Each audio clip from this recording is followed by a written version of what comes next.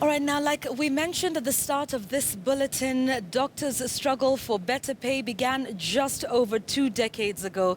So how did we get here? What are the overarching issues facing the health sector in this country? Rita Tinina puts that into perspective for us.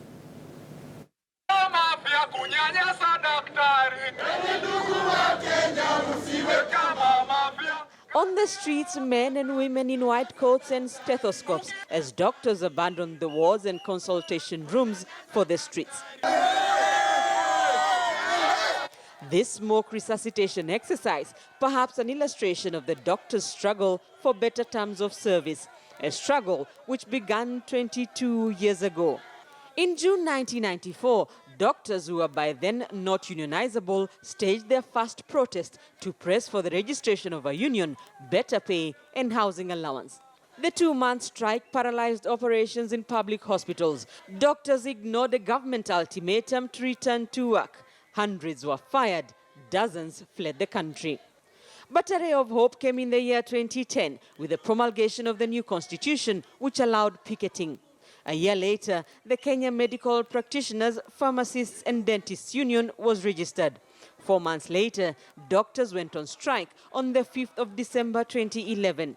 The strike led to the formation of a task force to look into the doctors' grievances. Following recommendations, doctors got the current pay increase as talks, which gave birth to the 2013 collective bargaining agreement, began. Following the talks, a CBA for a 300% pay increase was signed between the Ministry of Health and the Doctors' Union in June 2013. And this collective bargaining agreement also talks about staffing issues, talks about internship issues, which have been a very big problem at the county level. But the government did not implement it. Doctors moved to court, and the Employment and Labor Relations Court in October this year upheld the CBA. The CBA was signed before devolution fully took effect, and only a few counties have aligned their terms to the CBA. Under the CBA, the lowest paid doctor would earn 325,000 shillings, the highest 946,000 shillings. As doctors press for better figures on their pay slips, the country's figure when it comes to doctors is alarming. Under the World Health Organization guidelines, countries such as Kenya should have 1 doctor for a population of 1,000 people. Kenya has just over 6,300 doctors in active practice. With a population of over 40 million, the country has 1 doctor for a population of 7,000 people.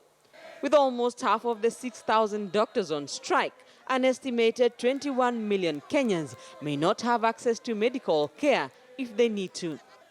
If Kenya was to adhere to the WHO guidelines to serve its population of over 40 million people, the country would need 42,000 doctors, a deficit the country may not fill in decades.